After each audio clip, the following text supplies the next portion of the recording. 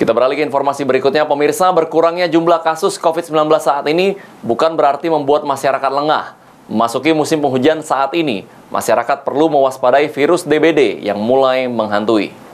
Organisasi pelopor kesehatan reproduksi di Indonesia mempunyai.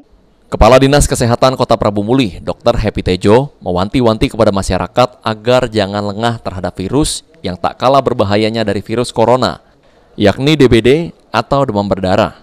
Masyarakat diminta untuk mulai membersihkan benda yang berpotensi menampung air seperti ember bekas dan kaleng, karena musim penghujan sudah tiba.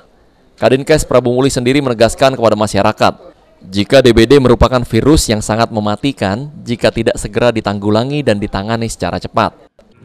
Jadi dengan ada COVID jangan lengah DBD, nanti sibuk COVID, nah pada tidak diurusi, mulai menanjak DBD lagi lah, jangan begitu. Jadi tetap kita waspada DBD, mulai kebersihan sekitar rumah sendiri, jangan ada tampungan air sehingga terjadi